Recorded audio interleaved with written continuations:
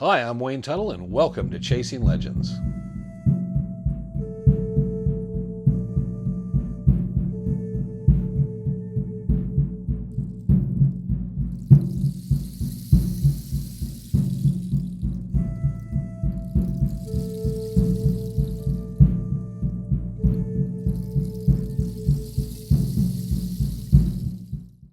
Welcome back. I'm Wayne Tuttle, and please hit the subscribe button, hit the notifications bell, leave a comment if you have a comment to make.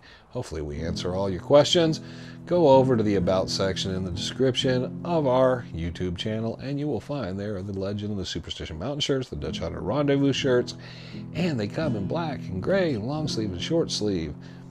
Please kind of jump in there. We don't make a dime off of it, so it's very cool, just us, and they're really nice shirts. They're good material. So that being said, we are in episode 1 of Legend of the Superstition Mountains, which was presented by History Channel and A&E Television. And we're going through, and we're in part 3 right now, the first episode, kind of giving you chunks. You can sync it up right now. We're meeting with Clay Wurst, and we'll see how this goes. And Clay's just handed me the matchbox, the Jacob Waltz matchbox that was given back to Brownie Holmes, or gifted to Brownie Holmes, let's say, because his dad never owned it. That was actually a picture of Herman Petresh, by the way, when he was a young man. They were out in front of Clay's house. It's a beautiful thing. It's a beautiful piece.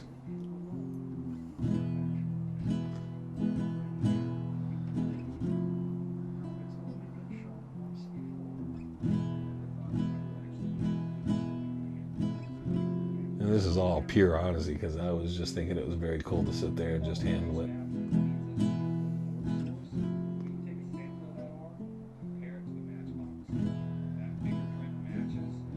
So this is all very cool. The only thing the Carhartt ever gave me was that jacket. I still actually have the jacket. Everything else was my own clothes. I brought it to set. So,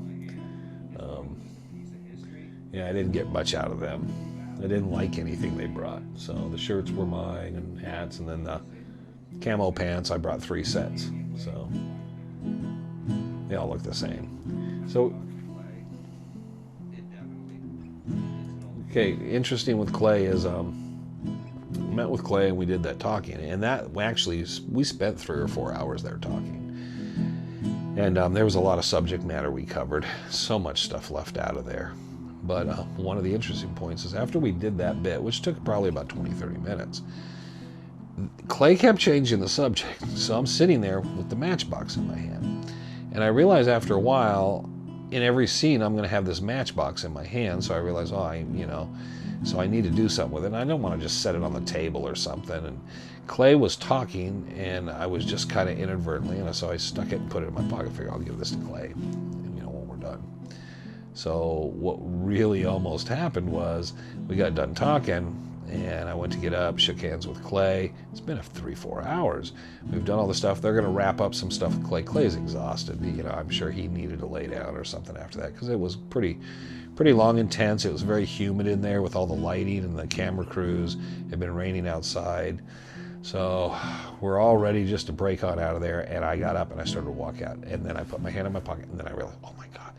I realized I have the matchbox in my pocket. If I hadn't reached in my pocket walking out, I would have just walked out, got in the truck, and drove away and had the matchbox. And I don't think Clay was thinking about it either. So I had to turn around to Clay and go, hey, put this back. So that was kind of a funny little aside there. I almost inadvertently walked off with it. So it was very green out there during that time. We were getting a lot of rain that year. So then this is me making the call to Magnuson, I think.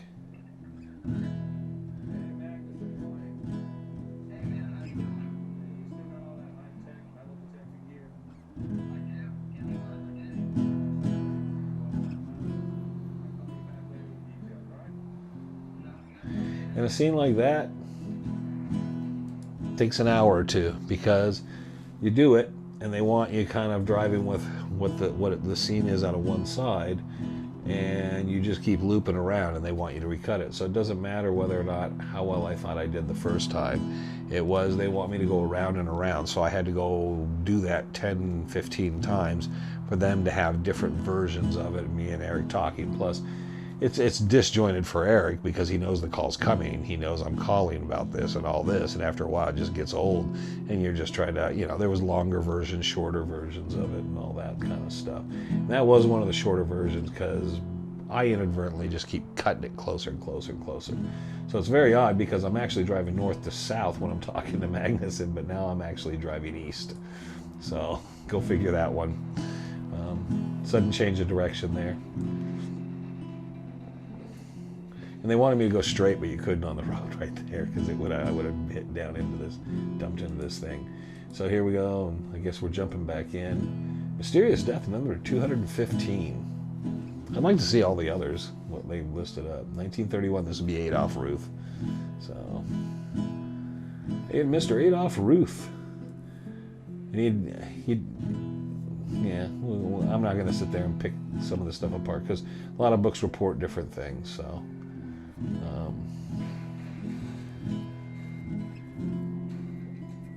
It was discovered with 2 gaping holes, a mile away where the rest of his decayed remains. Yeah, roughly. So it's all very truthful, very completely honest. He was not shot and murdered, but my belief.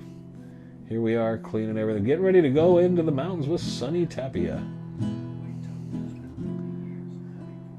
Winchester 30-30. Everybody wore snake gaiters. If you watch and you pay attention to the show, people always ask me, don't ask me about snake gaiters. I never wore a pair. I never have wore a pair. I won't wear a pair, I believe. And that was funny. I don't think that's Sonny, and I don't know if that's Sonny's guys. I'm trying to think of who it would be. But it's one of the guys working with the horses there. Yeah, it was. Because Sonny walks the horses. Now, we had plenty of horses, but yeah.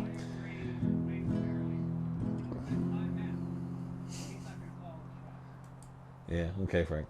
Anyways, funny thing is, we should have been riding in. Waltz rode in. He had horses. The problem is, the gentleman to my right over here, this big, tall gentleman with the beard, horses hate him and he hates horses, so we are not going to ride in, is what I was told.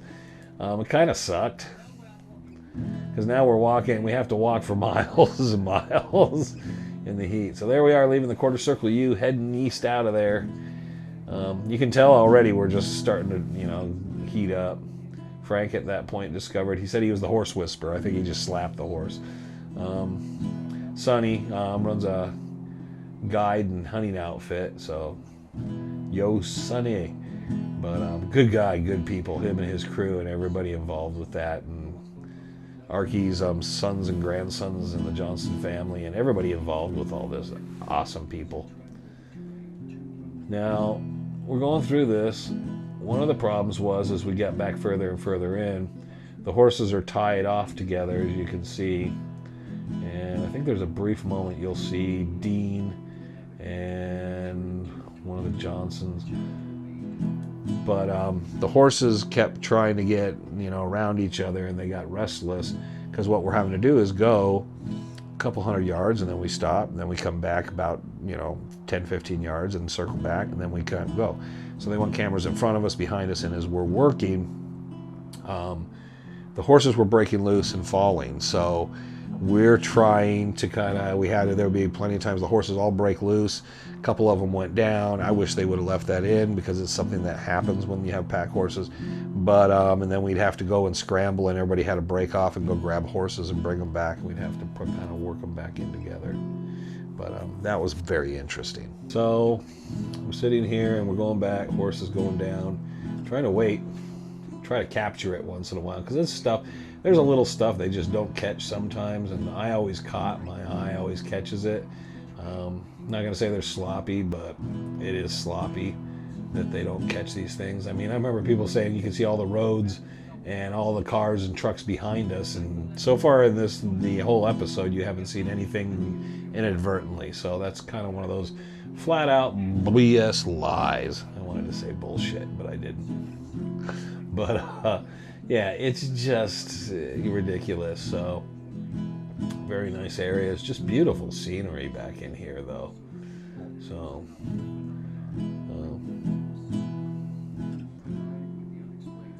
we had one problem with this stuff is Frank could not pronounce Spanish words. I don't know why.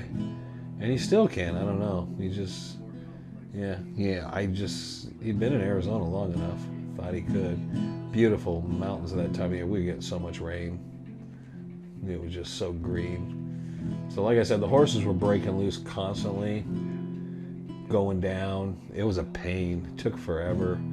They were really spooking going through here. And it was something I think they should have kept and put in the show.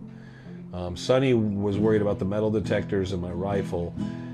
He did not want them loaded in there because, see, you can see my rifle right there on top. He was worried that when the horse went down, he put my rifle on top because he figured the stuff would get broken or crushed. So, now this took so long. This was like one of the first days these guys got out in the sun. You can see Eric's already getting burnt up.